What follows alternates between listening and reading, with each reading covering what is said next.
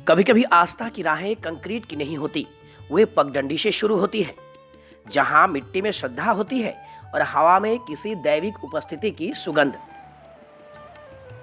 मैं पहुंचा हूं रांची के चुटिया मोहल्ले में बहती स्वर्णरेखा नदी के किनारे। इस नदी में सिर्फ जल नहीं बहता, बहती है 400 साल पुरानी आस्था, बहता है एक गुप्त इतिहास, जहां चट्टानों पर खुद शिव विराजते हैं, वो भी 21 बार।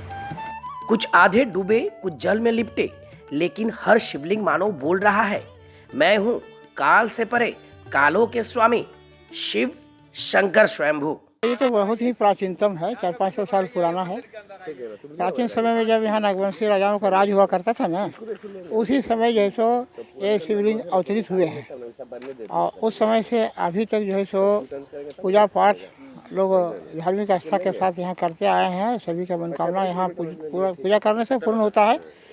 खास करके यहाँ कालसर्प दोष के शांति के लिए लोग दूर दूर से आते हैं। यहाँ पर नाग देवता का वास है।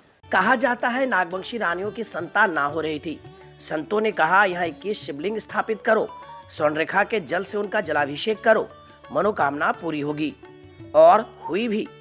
अब यहाँ लोग कालसर्प दोष से मुक्ति के लिए भी आते हैं। का नाम है 21 महादेव मंदिर शिव जी का, जो यहाँ पर हम लोग का पूर्वज से यहाँ पर पूजा पाठ लोग करते आ रहा है। पहले यहाँ पर बहुत सुंदर बालू और पानी भी बहुत सुंदर रहा करता था। अभी पहले हरमू नदी था ये वाला, आजकल ये हरमू नदी नहीं, हरमू नली बन गया। अब नली का रूप इसको दे दिया गया है। अगर नदी का रूप रहता तो बहुत सुंदर पानी आता, अच्छा रहता।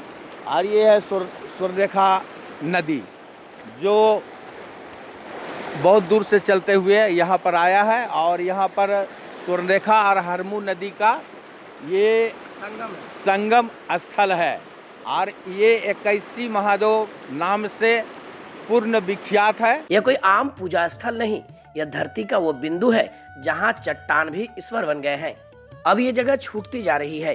ये जगह कभी हरमू नदी और स्वर्णरेखा नदी का संगम स्थल था, लेकिन अब हरमू नदी नाला बन गया है। शहर का गंदा पानी इसमें मिल जाता है।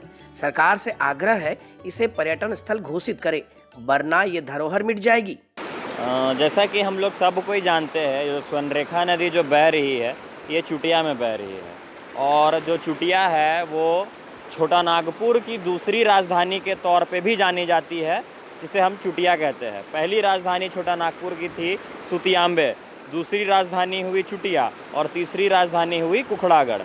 तो जब यहाँ पे नागवंशी राजाओं की जब राजधानी थी ये, उस समय जो राजा की जो रानी थी, उनको पुत्र रत्न की प्राप्ति नहीं हो रही थी। जैसा हमारे नाना दादाओं के द्वारा कथन है, लोग कहते हैं कि उनको पुत्र रत्न की प्राप्ति नहीं हो रही थी। तो समाज के सभी लोगों के द्वारा और जो समाज के अगुआ थे, जैसे जो संत समाज के लोग हैं, उनके द्वारा उनको कहा गया कि आप स्वर्णरेखा नदी के किनारे जा कर के 21 शिवलिंगों की स्थापना कीजिए, पूजा कीजिए, तब आपको पुत्र रत्न की प्राप्ति होगी। और ये सब आप विशेषर प्रसाद केसरी, जो झारखंड रत्न से सम्मानित है, उनके किताब में भी आप इसको आप पढ़ सकते हैं। तो और अभी वर्तमान स्थिति जो नदी की है आप देख सकते हैं। अभी तो थोड़ा पानी बहता हुआ नज़र भी आ रहा है, लेकिन आप गर्मी की मौसम में आएंगे, ये तो जो मेरे पीछे जो आप देख रहे हैं हरमू नदी जो है, ये नाली के रूप में आती है और पूरी नदी को एकदम समझिए तो स्वर्णरेखा नदी नहीं रहती है उस समय स्वर्णरेखा नाली बन जाती है। तो हम झारखंड सरकार से आग्रह करते हैं कि इस विषय को संज्ञान में लेते हुए स्वर्णरेखा को शुद्ध करने की भी काम करे। इन 21 शिवलिंगों की कोई मूर्ति नहीं, कोई घंटा नहीं, लेकिन यहाँ हर पत्थर बोलता है, हर लहर शिव का मंत्र गाती है। ये तीर्थ नहीं, एक जीवित स्मृति है, एक अनकही अमर गाथा है। आइए देखिए और जुड़ जाइए झारखंड की इस अलौकिक पहचान से। श्रावण माह भगवान भोले के प्रिय माह है। कहा जाता है श्रावण महीने के दौरान भगवान भोले पर जल अर्पित करने से भगवान शंकर प्रसन्न होते हैं। राजधानी रांची के चुटिया में एक ऐसा ही मंदिर है जहां 21 शिवलिंग के प्रारूप की पूजा अर्चना की जाती है। जलाशयों के बीच घिरे इन 21 शिवलिंगों का महत्व काफ़ी है। श्रावण माह के दौरान श्रद्धालु यहां पहुंचते हैं और भगवान भोले पर जल अर्पित करते हैं। इन 21 शिवलिंगों के पीछे कई पौराणिक कथाएं हैं, ऐतिहासिक महत्व है। चंदन भट्टाचार्य, ETV भारत, रांची।